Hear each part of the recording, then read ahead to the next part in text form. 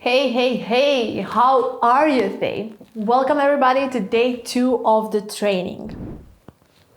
So, how are your employees? Again, I am deliberately asking this question since today's training is more about you and your team. That concept from the previous step needs to be delivered somehow, preferably in an optimized and hustle-free, drama-free way. So the question is, can you go on vacation knowing everything flows perfectly in your hotel? Everyone knows what to do, and guests are experiencing your hotel just as you imagine. I'm not saying when you are at your hotel that you actually try to control everything, micromanage your people, and make most of the decisions, but do you? Since this is the reality of many owners out there. If you are an investor, on the other hand, then this is more in a form of management pressure and overall dissatisfaction, like disappointment that others don't effectively pass your vision. There's chaos you cannot admit, or confusion about clear leadership move that will work this time and bring some harmony within all parts of the development or operations. So what does it all have to do with running a hotel successfully? Well, everything. It's optimization of both tangible and intangible parts, effectiveness and efficiency of processes, the quality of the service, the working conditions for your employees, your costs, profits, return on investment, and so on. As my approach is bringing creativity and engineering together in service of one another, today we go into engineering part.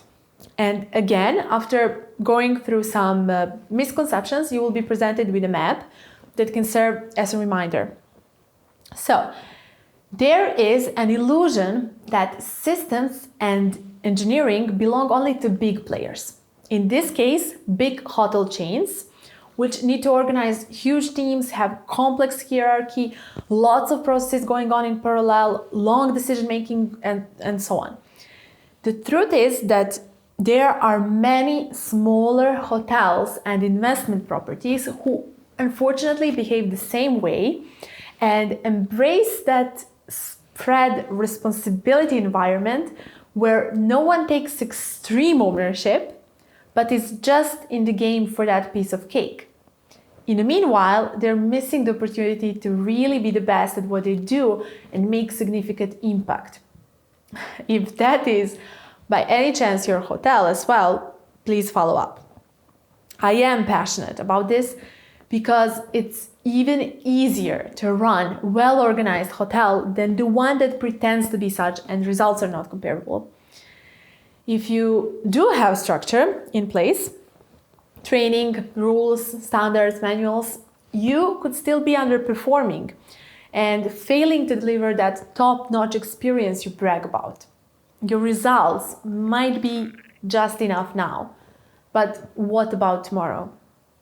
Another misconception is that with all these structures, standards, and processes, you feel like you will lose personal touch and become very rigid and cold, and you don't quite see how that can contribute to boutique experiences, which is all about being personal, closer, and genuine, right? People think when there is automation, standardization, some kind of modeling, that is always about generic approach. And maybe, but it's not applied in the whole system, only in the parts where you need it to support your operations so you can actually have higher degree of freedom. Have you ever experienced that more discipline in life in general means more freedom? It's the same. In fact, in healthy systems, there is always both order and change. Order as a product of engineering and change picturing creativity. So order for being reactive and change for being proactive. The aim is to constantly keep an eye on order you have set and change it in order to enhance it and improve over time. Meanwhile, when there is a change, and there is always a change in world economy, people behavior, you should not ignore it, but use it for growth by finding order in it, observing it, and introducing it in your systems. When businesses pretend that there is no these dynamics, they fade out. And a life cycle and hotel industry is already short and demanding. Why wouldn't you play your cards well? The main point when creating an optimized flow in the back end of your business is concentrating on the design and application of the whole as distinct from its part, meaning looking at the problem in its entirety, right? Taking in account all the facets and all variables and linking the social to technical. And I am not talking only about obvious, for example, communication between front desk and maintenance. In practice, actually, none of your departments is functioning independently. For example, maintenance should not forget to take away sign for the opportunity to buy room speaker of a specific brand when at the moment there's another one from a different brand while the original is being repaired. Even in the same department between shifts, for example, day housekeeping should pass the information to night room service if a guest did not use extra pillow or watch TV, so that they don't insist on standard setup just for the sake of it. What happens is that you assign people to be responsible for different departments or development of different areas, such as interior design, restaurants going further to AM and PM shifts, rooms, front desk, and so on.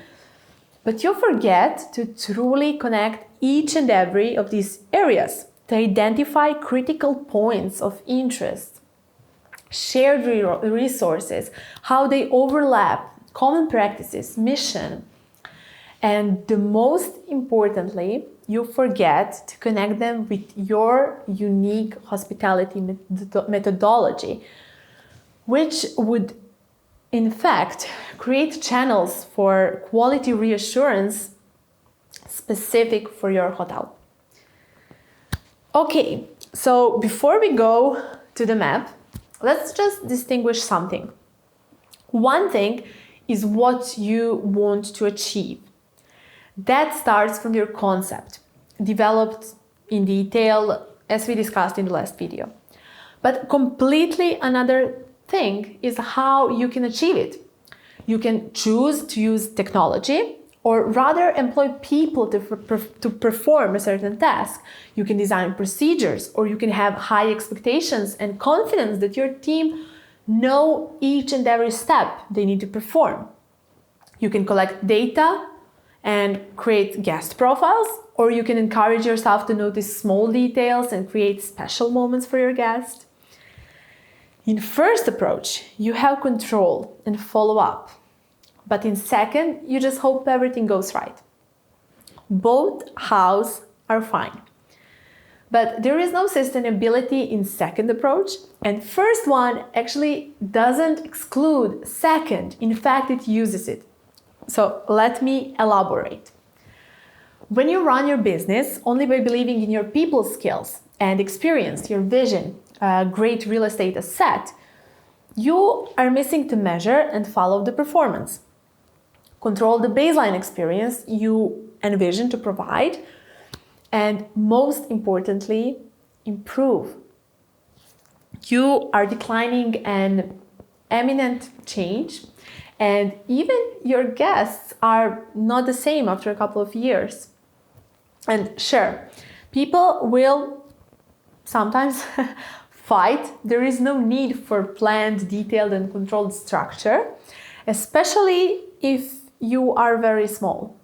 But I dare you admit you have a hobby then and not a hospitality business. On the other hand, many owners who have formed teams, run meetings, and proactively observe guests, their offer and service, still lack majority of processes and therefore put too big burden on them and their employees, or on the contrary, they have way too many documents that are not used and mean nothing in practice.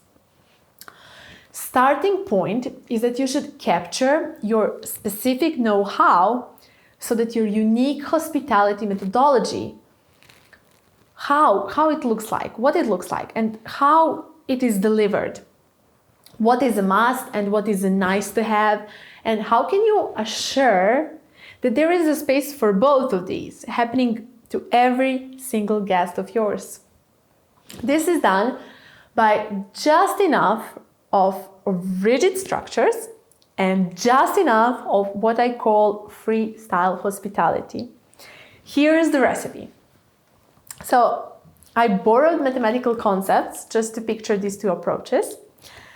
Stochastical approach would be that freestyle, when you are relying solely on people's skills and experiences and expect that everything goes well every day because everything is done so many times. This approach has many variables and keeps adding new ones. It's a similar process repeated many times, but under various scenarios.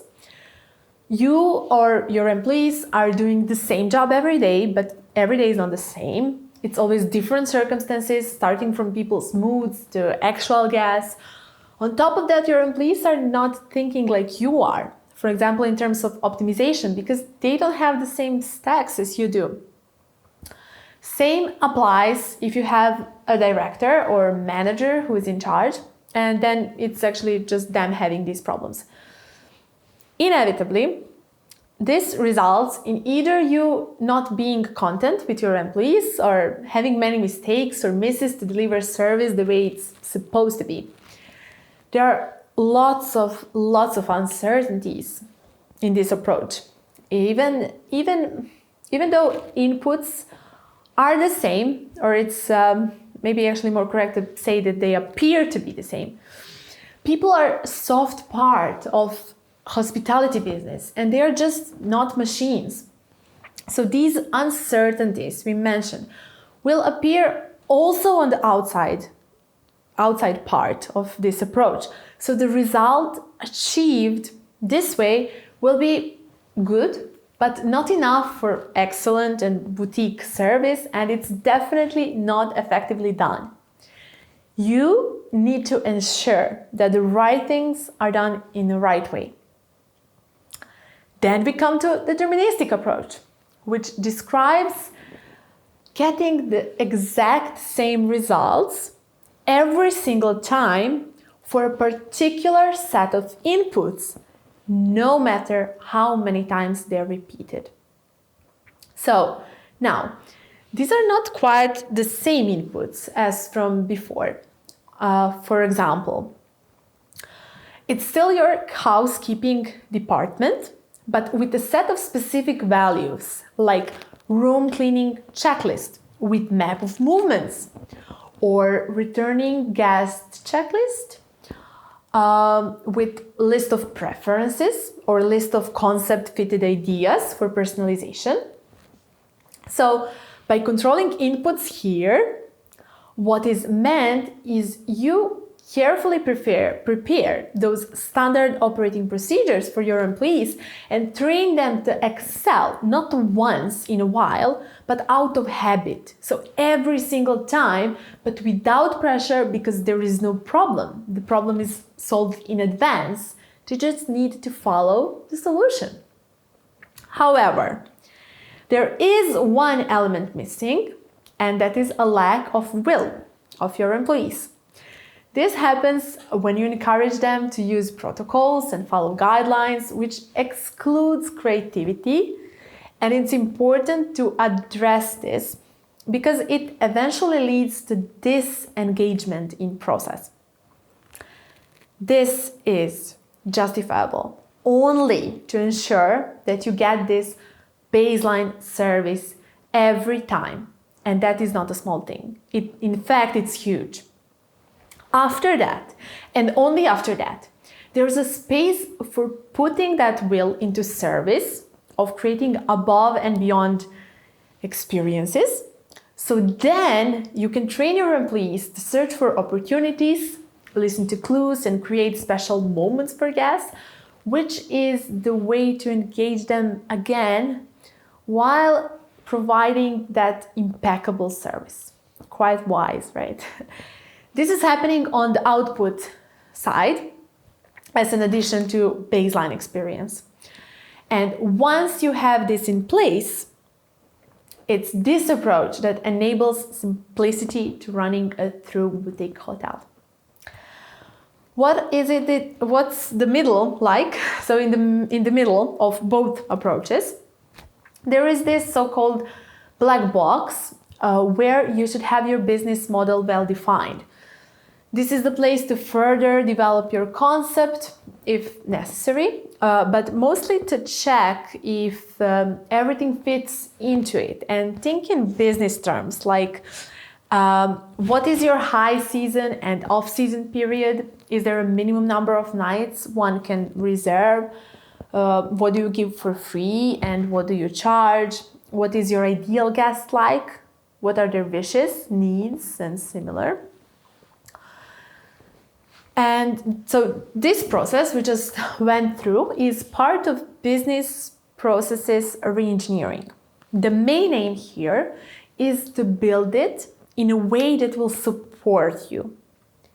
That means allowing, I like to say, nice and easy execution of all tasks in a hotel first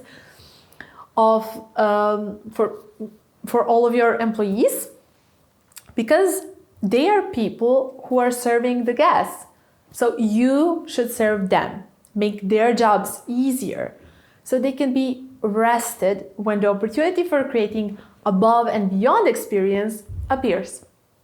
Employing and training staff is out of the scope for this training, but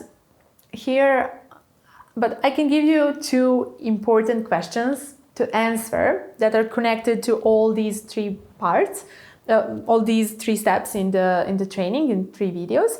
First, do your people care about the concept of the hotel? Can they connect with it? This will significantly influence creating boutique experience. If they are aligned with the concept, they feel it and consider themselves part of it, it's crucial that they will find it easy to create special moments also that fit in that concept. Second question is, can you see common interests or passions between your team and your guests? The story of your hotel is like a space where they meet. Think about beliefs and shared values that will bring them closer. Additionally, other real actions that you can do in this step is to identify all the processes and areas inside your hotel and create that organizational structure with defined roles and tasks. If you have one, revise and recommit. Basics are important. Then think about all the good practices and standards you wish to provide, but in a way that fits your hotel's identity. What is it that you're proud of, and what is it that you're proud of, and what is it that you would like your guests, like every guest, to experience when they stay with you during their whole stay? And then, what does the service delivery system line look like for that specific experience? And what are all practices and standards? Are they in good place for everyone in that line so that it can actually happen? This will ensure your baseline experience. You want to be sure that basics are done right, like general hospitality standards, like cleanliness. You choose, for example, but also all these services that are part of your concept, meaning they make sense with your story. In both cases, so whether it's standard, those traditional standards, or ones that fit your concept, always check if the specific service actually adds value to your ideal guest. You don't want to add something they don't want or don't need. This points out to some discrepancy between your identity, your ideal guest, and your offer. Okay, so now you want to create standards exactly for those parts, those essential parts of your hospitality philosophy. Understand how you deliver these parts of experience, what is the best way, how you optimize, and write down for every repeated task. It's basically an experience protocol. That is your standard. Go through each role, check if they participate in that experience, either directly or indirectly. These instructions will help you a lot, and they are also known as standard operating procedures. But this is not about creating procedures for every task in your business. We concentrate only on the ones which are part of your unique methodology, which is experienced by guests. People usually know about these and have them and don't like them. But I have never seen these implemented this way for your philosophy in a relationship to actual tasks. These are simple and practical, allowing everybody in the team to stress less and work in flow while your guest is getting the best of you. However, and I've said this again, but let me repeat myself because it's important. It's very important to do all this only with parts of systems that add value. There's that good principle saying, don't automate, obligate. Meaning that all work that does not add any value for guests, so it's important for guests, should be removed and not accelerated through standardization and automatization, just to be more sophisticated when it's actually not. There's no need for that. So map out your system, draw all processes on paper, ask yourself why each is important and what is the function it performs, what is the value and from whose perspective. Eventually, write standards only where they create main building channel of the whole system and for the purpose of materializing your philosophy. And then that's what you get. That's what I call a service blueprint. It's a tool that you can use to plan and modify services, measure performance, and determine where automation may fit, or where maybe you conclude it's better to keep personalized human contact. The last but essential step is to consider ongoing variables and changes that will affect your business over time, so that you can continue to become competent on the market and truly serve your, guess what, ideal guests. So in practice, this means adapting those inputs we talked about in the backend system according to changes, needs, requests, feedback from real life, like following insights from your waiters or front desk about guests' impressions, understanding guests' habits and behaviors, pre-testing new procedures and equipment, and so on. So that you can actually enhance software and service and your experience that you provide, or even decide to completely reinvent the whole concept, reconstruct it, or give a birth to totally new concept. A lot has been said, I know. But trust me, this way you are building an independent, confident, reliable hotel. Such designed structure, including vision, organization, quality, controlled guest experience, planning, innovation, that will all ensure your business is well arranged, sustainable, stable. It's demanding to do all this at once. But still, this will certainly bring clarity and order for future to come as soon as it is implemented, and the foundations of systems you're building right now will allow you to actually follow your growth and scale effectively. In hotels industry, the backend is a lot about people. So you want your team to be both efficient and effective, choosing to do the right thing in the right way. And today, everyone is interested in productivity, but it can't come with the cost of quality. It shouldn't. That's why you need to do this. So the solution is organized backend system that will ensure quality in service delivery systems. And remember, the ultimate success of your backend system depends on the strong, consistent, and continuous involvement of all departments and actual people in them.